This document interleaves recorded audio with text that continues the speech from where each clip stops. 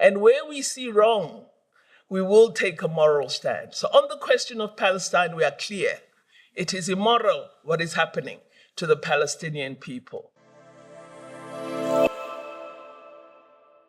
Now, it's always important to recognize the significance of the Organization of African Unity to South Africa, and hence the significance of having Africa as our priority focus in our foreign policy. I often tell journalists who interview me on this question of Palestine that, one of the intriguing realities of our history of struggle is that all African members of the Organization of African Unity stood with the anti-apartheid cause. And the Palestinian people are unfortunate because they're not getting a similar support from their region, but with us, Africa stood with us. And thus we must always stand with Africa. We've got to address on our continent, if we are to achieve the level of progress that is necessary for true development, we've got to combat unconstitutional changes of government on the continent. We must tell the military that they haven't been given the wisdom of knowing how you govern democratically. They should remain in the barracks, and they must allow the people democratically to choose the governments of their choice. We know, of course, that the African Union has tried to play an important role in sanctioning countries that don't respect democracy. But there has been criticism of the African Union in that it has not appeared to take any action against leaders on the continent who believe they are traditional leaders and can rule forever. We need to have an African Union that also speaks out against such practices. We have, as the African Union, the African Charter on Democracy, Elections, and Governance. It calls on member states to identify illegal means of accessing power or staying in office, including identifying refusal to relinquish office after free, fair, and transparent elections, and constitutional changes that infringe upon the principles of democratic change of power, and that we, as the African Union, should sanction those responsible. We have failed on this part, and it is diminishing our enjoyment of full democratic practice. So it's an aspect we need to attend to more assiduously. Now, as South Africa, one of the things we've tried to do in our international relations is to promote democracy, but also to advance sustainable development as a platform for our international engagements on the continent and globally. We believe to achieve the UN Sustainable Development Goals, we need to strengthen partnerships with developed and emerging economies to stimulate economic growth, trade, and investment. We have strong partnerships with the North countries, the more developed, richer countries, as well as with the United Nations in the area of peace and security, which is so important for our continent. And we have, as South Africa, made a major contribution to conflict resolution and peacemaking as part of our international diplomatic efforts. As South Africa, we believe as a country and government that without peace, you cannot have development, and without development, you will not have peace. Africa and its peaceful progress are at the heart of our policy and will remain so. We intend, as South Africa, to play a more proactive role in enhancing our peacemaking role and to build partnerships with others on the continent for stability and sustainable peace. Our country, when it returned to the international community, claimed its rightful space among the community of nations and emerged as a beacon of hope to many, having achieved a successful and peaceful transition from an oppressive apartheid state to a democracy today. We became actively involved in a range of mediation and negotiation efforts, playing a pivotal role in a number of peace processes. But we're also looking at how we might, as South Africa, strengthen the security architecture within the Southern African Development Community and, of course, in the African Union. Let me explain what I mean. You know that today we are seeing the bombardment of innocent Palestinian civilians who played no role in the Hamas attack of October 7th. Those innocent civilians have no protection whatsoever.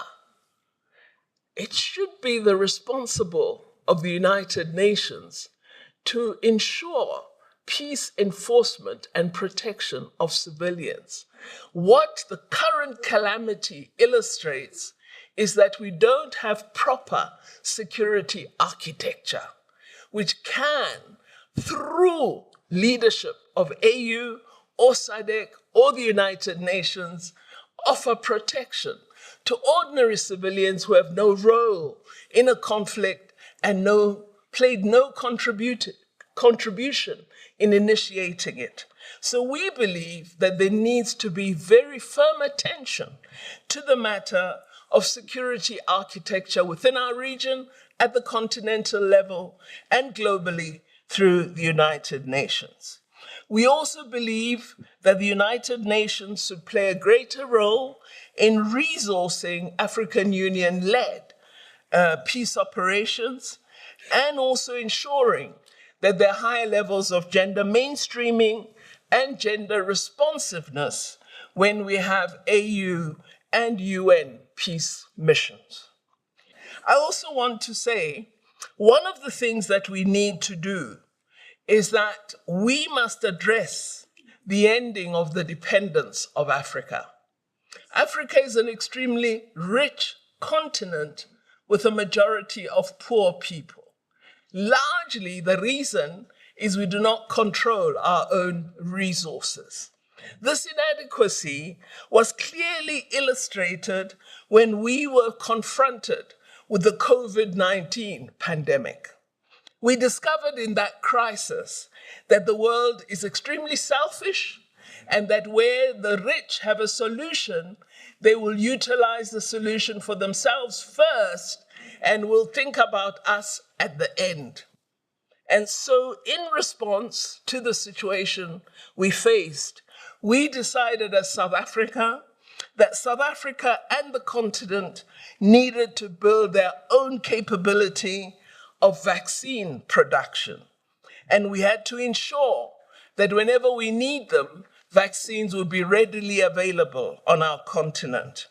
We worked through the World Trade Organization to temporarily suspend intellectual property rights so that we could have access to the patent and all the intellectual property associated with the then established COVID-19 vaccines and other technologies related to vaccine production. Because what was happening was the IP was there, it was patented, we could not have access to it, and we said we want a temporary easing of the regulations so that we could enjoy access.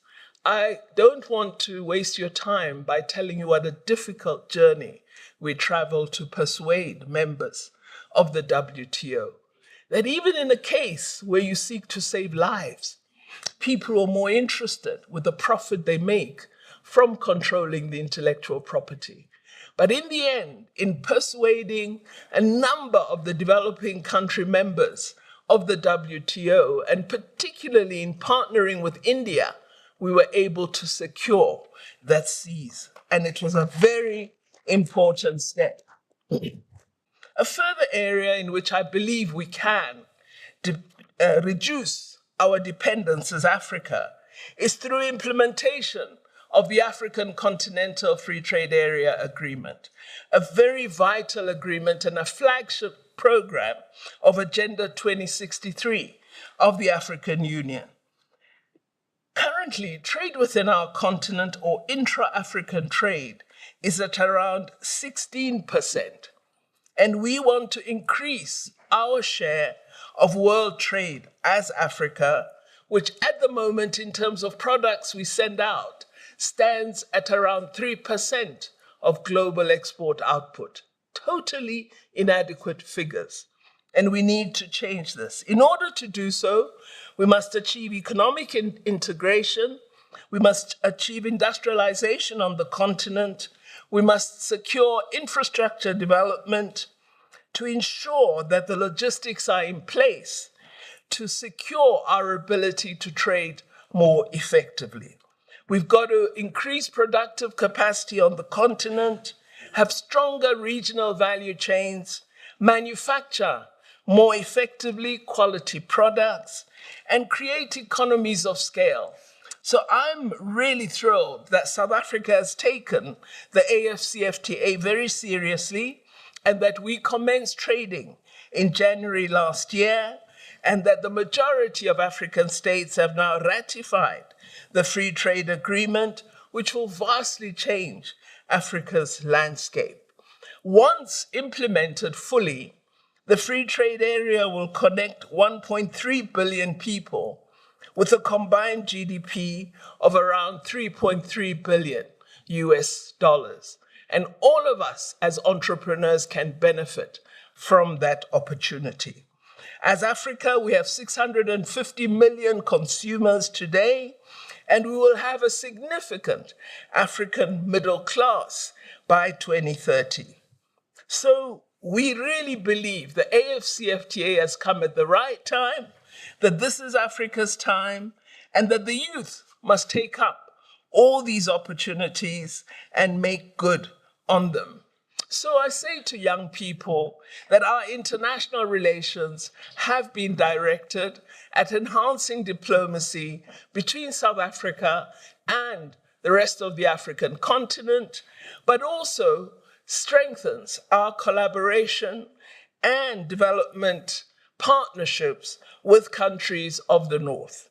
As South Africa, we are not anyone's enemy. I always tell my foreign minister colleagues, we don't seek to make enemies of anyone. What we seek to create are opportunities for our country, our people, and for the continent.